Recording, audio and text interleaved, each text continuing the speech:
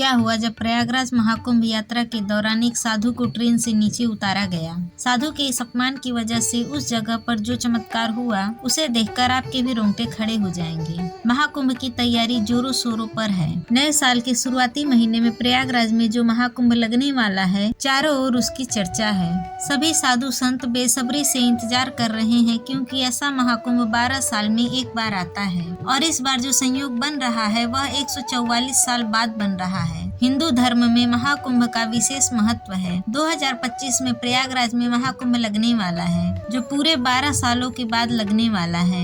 ऐसे में देश के कोने कोने से साधु संतों के साथ साथ श्रद्धालु पहुंच रहे हैं। बता दें कि नए साल में महाकुंभ 13 जनवरी से आरंभ हो रहा है, जो 26 फरवरी को समाप्त हो जाएगा। पूरे 45 दिनों तक चलने वाले इस महाकुंभ में ग्रह और नक्षत्रों की स्थिति में काफी बदलाव देखने को मिलने वाला है, जिससे महाकुंभ में स्नान करने से कई गुना अधिक फलों की प्राप्ति होती है। उज्जैन में रहने वाले रामानंद जी महाराज भी प्रयागराज महाकुंभ में जाने के लिए काफी उत्सुक थे। उन्होंने अपनी जिंदगी में कई कुंभ मेले देखे हैं। केवल 10 वर्ष की उम्र में उन्होंने अपना घर छोड़ दिया था और भगवान की भक्ति को ही अपना सब कुछ मानकर भिक्षा पाकर अपना जीवन जीते थे।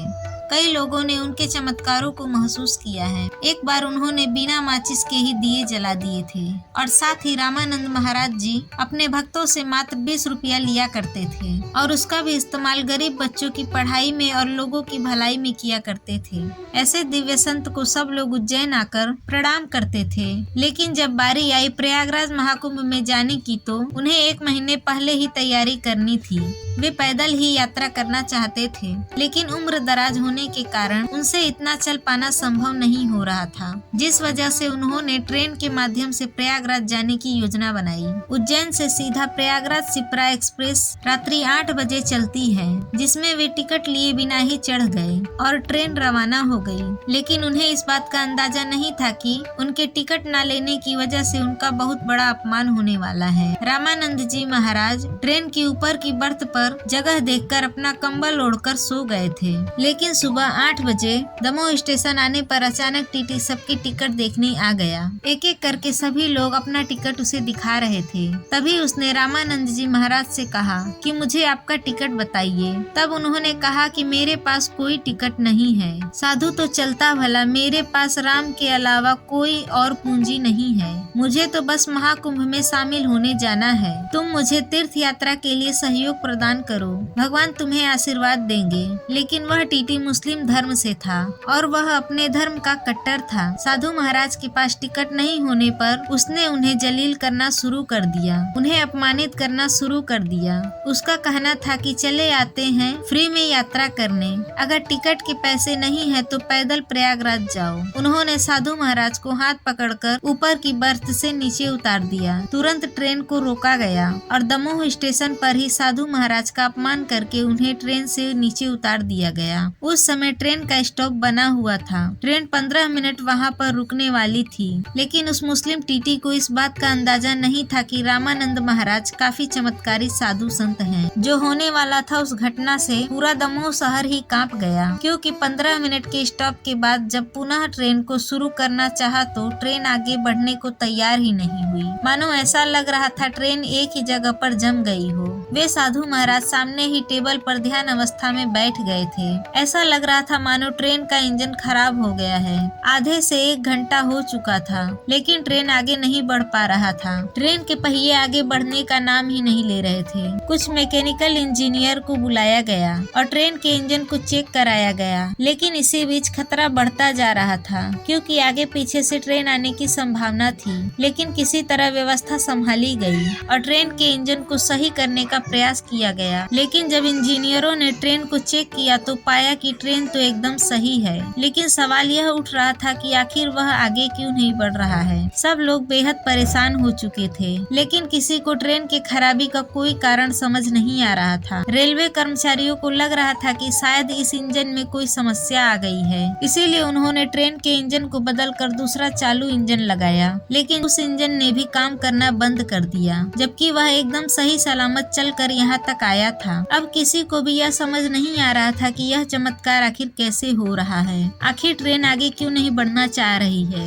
वह मुस्लिम धर्म का टीटी भी बहुत परेशान हो चुका था। उसके भी समझ में नहीं आ रहा था कि यह सब क्या हो रहा है। तभी उज्जैन में रहने वाले एक शख्स ने उस टीटी को समझाते हुए कहा कि जिस बाबा को तुमने ट्रेन से उतारा है वह कोई और नहीं बल्कि चमत्कारी रामानंद जी महाराज हैं और उन्होंने बचपन से लेकर आज तक कई चमत्कार किए हैं। तुमने उनका बहुत अपमान किया है, उनको बहुत जलील किया और धक्के मारकर उन्हें ट्रेन से नीचे उतार दिया। यह बहुत बड़ा पाप है और इसी पाप का सिला तुम्हें इस रूप में मिल रहा है जहाँ पर हमारी ट्रेन आगे नहीं बढ़ पा रही है। तुम ध्यान से देखोगे तो अभी भी वह सामने कुर्सी पर ध्यान अवस्था में बैठे हुए हैं, क्योंकि वह जानते हैं कि यह ट्रेन उन्हें लिए बिना आगे नहीं बढ़ेगी। वे चाहते तो यहाँ से जा भी सकते थे, लेकिन वे भविष्य जानते हैं। वे काफी चमत्कारी बाबा हैं। तुम्हें इस तरह से उनका अपमान नहीं करना चाहिए था। जिसके बाद उस मुस्लिम टीटी को अपनी गलती का एहसास हुआ और उसने सामने बैठे रामानंद जी महाराज के पैरों में गिरकर उनसे माफी मांगी। उसका कहना था कि बाबा मुझसे बहुत बड़ी गलती हो गई है।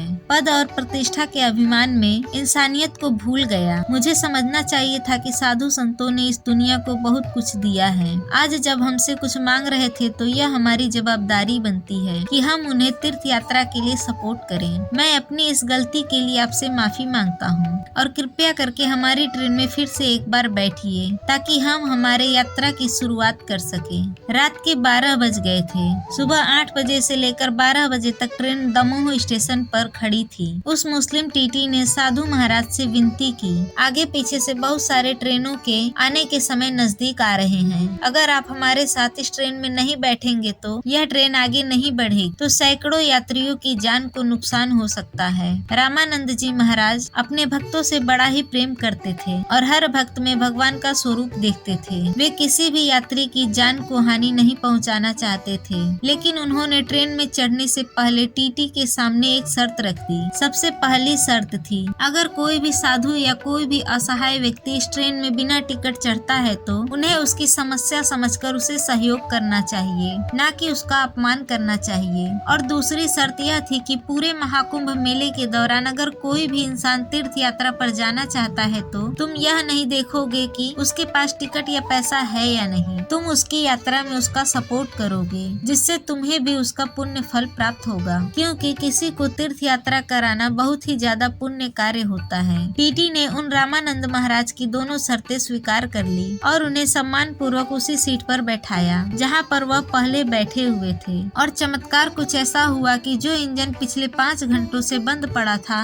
अब वह तेज आवाज निकली और आगे बढ़ने के लिए तैयार हो गया। जैसे ही लोको पायलट ने ट्रेन को आगे बढ़ाना चाहा तो इस बार ट्रेन के पहिए आगे बढ़ने लगे, मानो रामानंद जी महाराज के आदेश पर एक जगह जम गए थे और अब उनके ट्रेन में बैठते ही ट्रेन के पहिए भी आगे बढ़ने लगे थे। यह बहुत बड़ा चमत्कार था जिसे ट्रेन में मौजूद हर एक यात्री ने महसूस किया और सब रामानंद जी महाराज के भक्त बन गए। शाम को तकरीबन 4:30 बजे ट्रेन प्रयागराज पहुंची, जहां रामानंद जी महाराज के उतरने के पश्चात कई लोग उनसे मिलने आए, उनके इस चमत्कार को महसूस किया और इस चमत्कारी घटना के बाद से प्रयागराज में जाने के लिए भक्तों की भीड़ और भी ज्यादा बढ़ गई। रामानंद जी महाराज ने प्रयागराज पहुंचते ही इस चमत्कारी घटना के बाद से दुनिया भर में अलग अलग ट्रेनों में महाकुंभ जाने के लिए यात्रियों की भीड़ लग गई। तो दोस्तों, आपको इस घटना से क्या सीखने को मिला, हमें नीचे कमेंट बॉक्स में बताइएगा। अगर आप भी महाकुंभ प्रयागराज जाने वाले हैं तो अपना अनुभव साझा कीजिएगा। अगर वीडियो आपको पसंद आई हो तो वीडियो को लाइक जरूर करें और हमारे चैनल पर नए हो तो चैनल को सब्सक्राइब भी जरूर करिए, ताकि आपको ऐसे ही चमत्कारिक घटनाएं सुनने को मिले।